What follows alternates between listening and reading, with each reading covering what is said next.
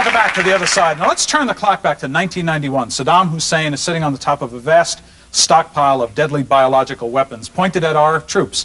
And these stockpiles were hidden deep in the desert. How did we find them?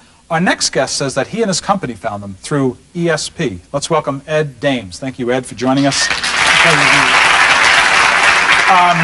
I suppose I'm not surprised. We called the Army, and they, of course, won't comment about this. What's your reaction to that? Well, both the Army and the Defense Intelligence Agency, to whom we were transferred, it will still remain pretty mum for years to come on that kind of project.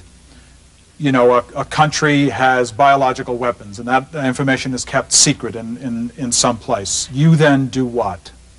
I, as operations officer, I was the operations and training officer of the unit, would formulate a targeting package, and we would, in essence, use a satellite photograph or an agent's description of a place on the ground, and we would go into either an altered state. This was a trained program, or we would use the techniques that are commercially available now to provide information on persons, places, things, or events. So you're using sort of accepted technology that we're familiar with, like satellite photos, and so you get satellite photos, you sort of get as much information as the science can give you. Is that correct? We don't need that, but we'd like to have that. We actually don't need it. It makes our work a little bit harder. We can come up with the same results if we had nothing at all. It's not lost on you. This sounds fantastic, obviously. I'm sure it is. But I'm trying to help it be clearer what you're talking about.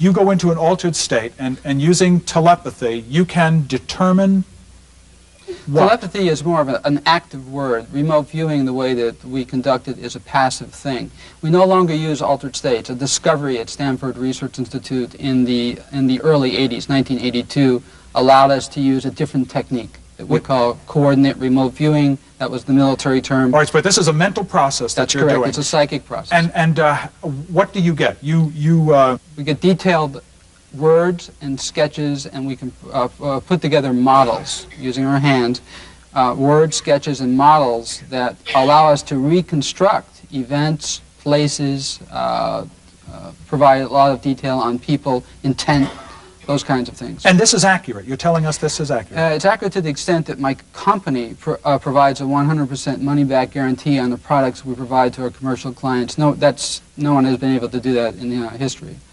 Psychically produced data, 100% correct, the product that we provide. So, for example, Saddam Hussein, biological weapons, what is it that you did? The United Nations, the head of the UN Biological and Chemical and Nuclear Inspection Team, had bottomed out. She could not use CIA, KGB, MI5, or 6 British intelligence products to locate... You said products. I'm sorry, the word product sounds funny to me.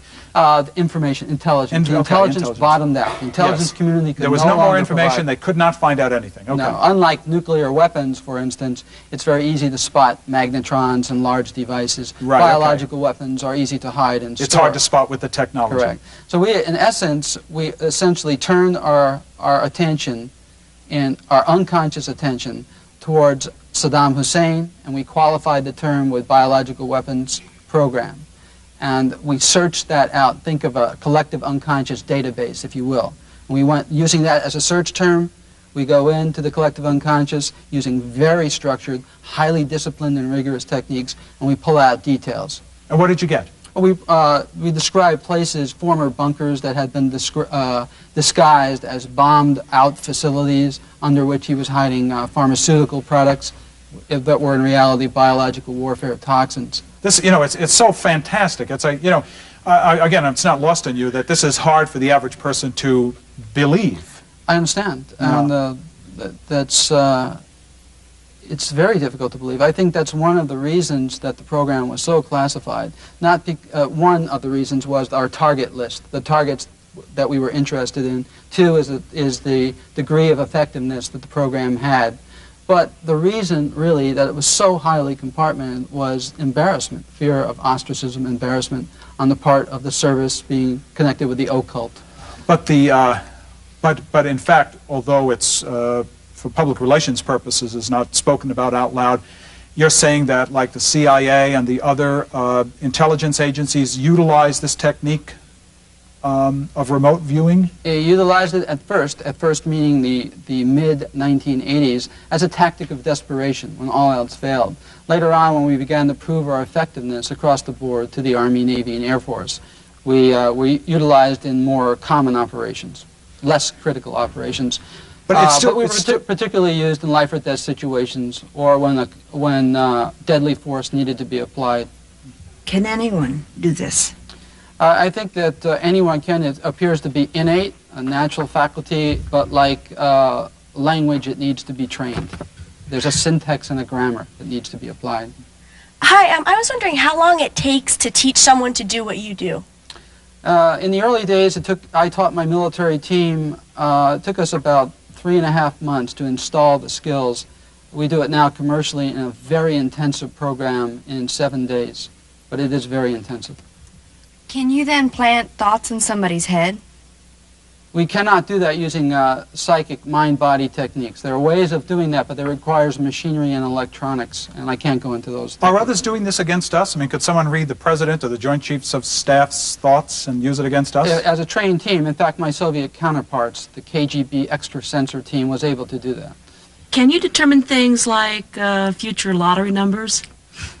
We can very easily look at very large events that have a large momentum along a trajectory into the future. But things that are very small, have a weak signal, or what we would describe as a small spike in the future, are very difficult for us to do. So things like lottery numbers are probably not doable.